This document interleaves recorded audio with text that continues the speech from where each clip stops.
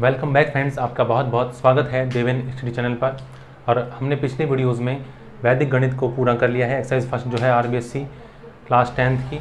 अपन बात करेंगे इस वीडियो में क्लास 10th की सेकंड एक्सरसाइज रियल नंबर्स वास्तविक संख्याएं। बेटा वास्तविक संख्याओं में वे सभी सारी संख्याएं आती है जो अपन ने पढ़ी हैं।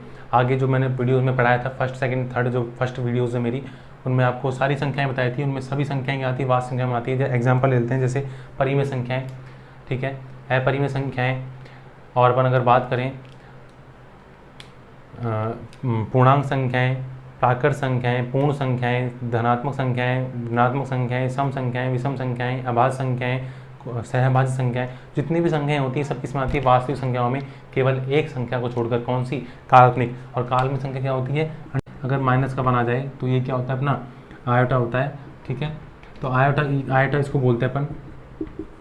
और ये क्या होता है? अंडर रूट के अंदर अगर ऋणात्मक संख्या आती है तो क्या होती है? काल्पनिक संख्या कहलाती है। तो काल्पनिक संख्या आपके नहीं है बेटा कोर्स में, तो काल्पनिक संख्या को छोड़कर बाकी सभी संख्याएं जो होती हैं वो किस में आती है? वास्तविक संख्याओं में आती हैं। देखो बेटा, आपको एक चीज़ पता होनी चाहिए कि अपन कोई भी धनात्मक पूर्णांक हो, जैसे मान लो मैंने लिया 10 नहीं, थोड़ा बड़ा ले लेते हैं बेटा। जैसे मैंने लिया 50 ले लिया, ठीक है। क्या ले लिया? 50। तो 50 क्या है? एक धनात्मक पूर्णांक है। तो अपन किसी भी धनात्मक पूर्णांक को संख्या दो या दो से अधिक संख्याओं के गुणनफल के रूप में कर सकते हैं, प्रदर्शित कर सकते हैं। जैसे मैंने लिखा 5 गुणा 2, ठीक है। इसको लिख सकता हूँ मैं 10 गुणा 5, ठीक है। तो क्या किया मैंने? पूर्णांक संख्या, धनात्मक पूर्णांक संख्या जो है उसको अपन दो या दो से अधिक संख्याओं, दो हो या फिर दो से अधिक संख्याओं के गुणनफल के रूप में क्या कर सकते हैं? किसी भी धनात्मक पूर्णांक को अपन प्रदर्शित कर सकते हैं। अपन ने क्या कर रहे हैं? इसे टुकड़े गुणनफल के रूप में लिख दिया। 10 पंजे 50 होते हैं, 5 पंजे 25 दूनी 50 होते हैं, ठीक है। तो अपन ने पढ़ा हुआ है, ठीक है। उसके बाद जो है आपके पास एक और बात आपको याद रखनी है, और वो क्या होती है? जैसे मान लो हमेशा क्या होगा, जो शेषफल बचेगा वो भाजक से क्या होता है? हमेशा छोटा होता है। जैसे मान लो मैं 25 में क्या करता हूँ? डिवाइड करता हूँ किसका? 2 का डिवाइड करता हूँ। किसका डिवाइड करता हूँ? 2 का डिवाइड करता हूँ। तो पहले क्या होगा? 2 एकम 2 हो जाएगा। क्या आ जाएगा? माइनस करेंगे 0, क्या होता नहीं बेटा? 5। कितनी बार जाएगा? 2 बार। 2 दूनी 4, माइनस करेंगे कितना आया? 1 आया। अब ये क्या आया बेटा? जो आया है अपने पास, इसको क्या बोलते हैं? शेषफल बोलते हैं, ठीक है। क्या बोलते हैं इसको? शेषफल। ये क्या है बेटा? अपना भागफल, ठीक है। और ये क्या है? अपना भाजक। क्या है बेटा? ये 2 क्या है? भाजक। और ये क्या होता है अपने पास? भाज्य होता है। तो आपके पास आपको क्या पता है, मतलब या फिर पता होना चाहिए कि जो शेषफल होगा वो क्या होगा? हमेशा भाजक से क्या होगा? छोटा होगा। और यहाँ पर 2 जो है वो क्या है? 1 से बड़ा है, मतलब जो शेषफल है क्या है? छोटा है किससे? 2 से। तो ये होगी हमेशा। और जो ये जो कथन है, कथन कौन सा? जो कथन है कि शेषफल हमेशा भाजक से छोटा होता है, शेषफल जो होता है भाजक से हमेशा छोटा होता है, यही कथन, यही तथ्य जो है आपकी गणित की क्या होती है? आधारभूत प्रमेय होती है। इसकी अंक गणित की आधारभूत प्रमेय इसी को बोलते हैं, ठीक है। जो अपन इतने सालों से पढ़ रहे हैं, अपन को पता ही नहीं कौन सी प्रमेय है, ठीक है। तो इसी को क्या बोलते हैं अपन? अंक गणित की आधारभूत प्रमेय बोलते हैं। क्या है बेटा प्रमेय? कि अपन जब दो संख्याओं के भागफल में अपने पास जो शेषफल होता है वो हमेशा भाजक से क्या होगा? छोटा होता है। क्या होता है? शेषफल हमेशा छोटा। बेटा अगर मान लो ये बड़ा हो गया, तो मान लो कैसे भी 3 हो जाए तो ये तो भाग चला जाएगा। तो शेषफल कहाँ रहा है? ये तो भाग जा रहा है, ठीक है। तो शेषफल जब बचता है, जब भाग जाना बंद हो जाता है, ठीक है। तो शेषफल क्या होगा? भाजक से हमेशा छोटा होगा, ठीक है। और अब आपके जो है 2.1 शुरू करने से, एक्सरसाइज 2.1 शुरू करने से पहले अपन बात करेंगे आपके कोर्स में प्रमेय नंबर 2.1 की। प्रमेय नंबर 2.1 जो है आपके पास वो क्या है? वो है यूक्लिड विभाजन प्रमेय का। क्या है बेटा? यूक्लिड विभाजन प्रमेय का। यूक्लिड विभाजन प्रमेय का। अब ये क्या होती है यूक्लिड विभाजन प्रमेय का? देखो आपका जो चैप्टर है एक्सरसाइज 2, इसमें वास्तविक संख्याओं में सबसे पहले जो चीज़ है वो यही है आपकी यूक्लिड विभाजन प्रमेय का।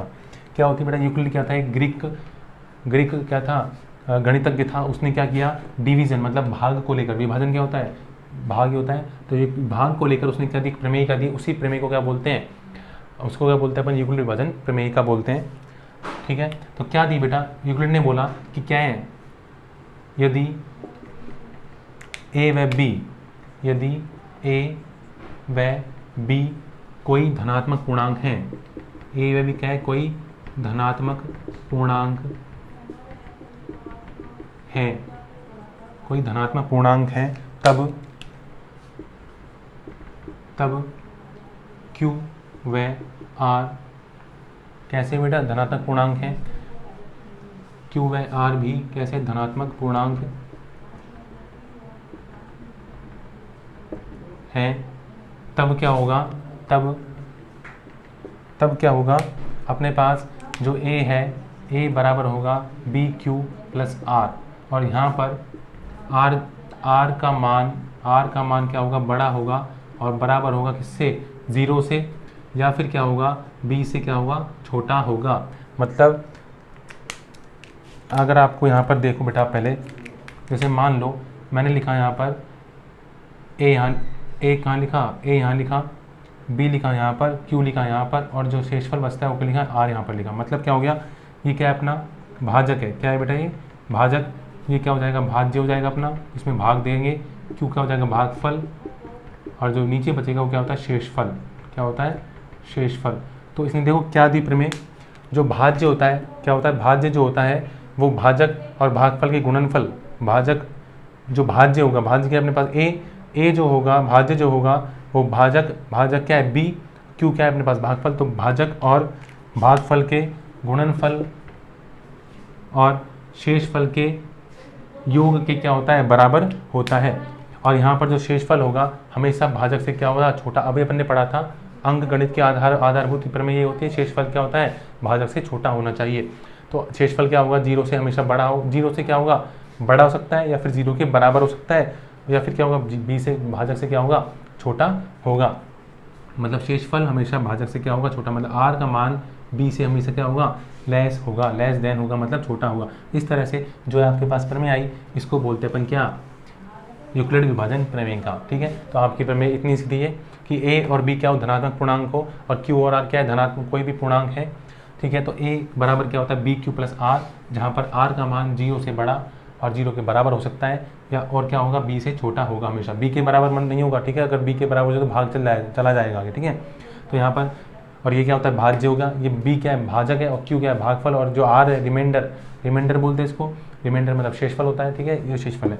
इसका मतलब क्या हो गया, भाजक और भागफल की गुणनफल, और अगर उस गुणनफल में अपन क्या जोड़ते हैं, शेषफल जोड़ दें, तो क्या बनता है, मिलता है अपन को भाज्य मिलता है। इस तरह से आपकी क्या है, ये यूक्लिड विभाजन प्रमेय का क्या होती है, समाप्त होती है। अब जो इसके बाद है यूक्लिड विभाजन प्रमेय का जो है, इसी पर आधारित क्या है, आपकी विधि है। क्या है बेटा, विधि है। विधि कौन सी है, अब विधि है, मेथड है, तो क्या होगा, कुछ काम आएगी विधि। तो विधि क्या काम आती है, वो आपके वो विधि जो है यूक्लिड विभाजन एल्गोरिदम, यूक्लिड विभाजन एल्गोरिदम जो है, एल्गोरिदम, ये विधि है, मेथड है। और क्या काम आती है बेटा, आपके SCF मतलब महत्तम समापवर्तक, या फिर बोलते हैं अपन हाईएस्ट कॉमन फैक्टर निकालने के क्या आती है, काम में आती है। तो यूक्लिड विभाजन एल्गोरिदम जो है, इसको अपन बेटा करेंगे अगले वीडियो में लेते हैं, और अपन शुरू करेंगे इसके बाद ही अपने क्वेश्चंस को। ठीक है, तो आज के वीडियो में इतना ही। अगर आपने देवेन ईश्वरी चैनल को सब्सक्राइब नहीं किया है तो प्लीज़ सब्सक्राइब जरूर कीजिए, और लाइक कीजिए वीडियोज़ को, और शेयर कीजिए अपने दोस्तों के साथ और रिलेटिव्स के साथ। मिलते हैं बेटा अगले वीडियो में, तब तक के लिए धन्यवाद, आपका बहुत बहुत धन्यवाद।